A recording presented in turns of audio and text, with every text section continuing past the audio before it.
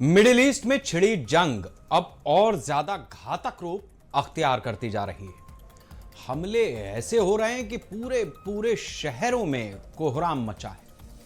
America और Israel की तरफ से ईरान के पावर सेक्टर को तबाह करने की धमकी दी गई, तो वहीं ईरान की तरफ से इजराइल के न्यूक्लियर प्लांट के बेहद करीब 2 शहरों में मिसाइल दागकर दहशत फैला दी गई।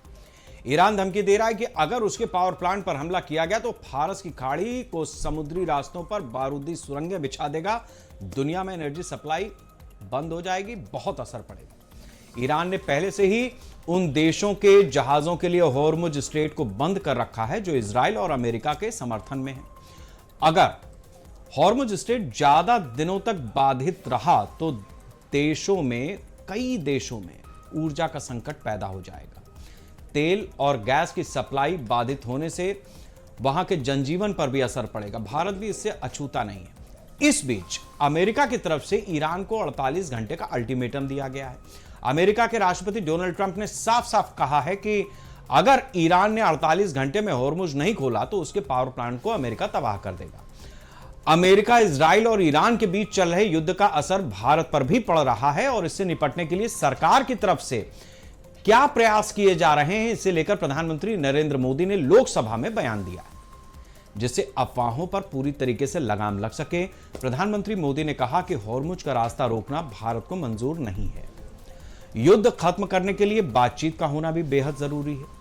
नागरिकों और पावर प्लांट पर हमले ये भी मंजूर नहीं है। प्रधानमंत्री मोदी ने कहा कि देश में यानी भारत में ऊर्जा का संकट नहीं पैदा होने दिया जाएगा। ऊर्जा की जरूरतों के लिए भारत अब 27 की जगह 41 देशों से ऊर्जा उत्पाद आयात कर रहा है। इसके अलावा देश के पास 65 लाख मीट्रिक टन रिजर्व की व्यवस्था है। हमारे पास अन्न के पर्याप्त भंडार हैं और आपात स्थिति से निपटने के भी पूरे इंतजाम हैं।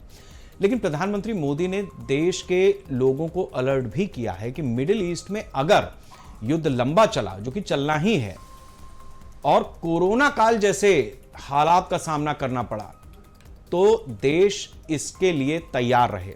देश इस चुनौती से निपटने के लिए भी तैयार है, ऐसा भरोसा उन्होंने लोकसभा में जताया है।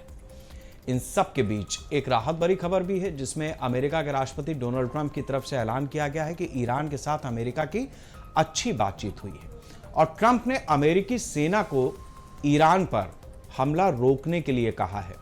अब ईरान के पावर प्लांट पर इजराइल और अमेरिका की तरफ से कोई हमला फिलहाल नहीं होगा। यह रोक 5 दिन के लिए है, लेकिन जिस तरह अमेरिका की तरफ से युद्ध विराम का ऐलान हुआ है, उससे अंतर्राष्ट्रीय तेल बाजार में खुशी की लहर पैदा हो गई। ट्रंप के ऐलान के साथ ही कच्चे तेल के दाम 11% कम हो गए। आज हम इन्हीं सब मुद्दों पर चर्चा करेंगे कि आखिर देश दुनिया किस दिशा में जा रही है। भारत में प्रधानमंत्री नरेंद्र मोदी ने लोकसभा में जो बयान दिया है, उसमें कितना विपक्ष और कितना देश की जनता उनके साथ में खड़ी है। उधर जो बात डोनाल्ड ट्रंप ने कही है कि हम 5 दिन के लिए युद्ध को रोक रहे हैं, तो ऐसे में दुनिया कितना उनके साथ में खड़ी है, इस युद्ध को रोकने के पीछे का क्या कारण है, और इसके साथ साथ ईरान इस बात को कितनी देर तक और कितनी दूर तक समझ पाएगा। इन सारे पहलुओं पर हम चर्चा करेंगे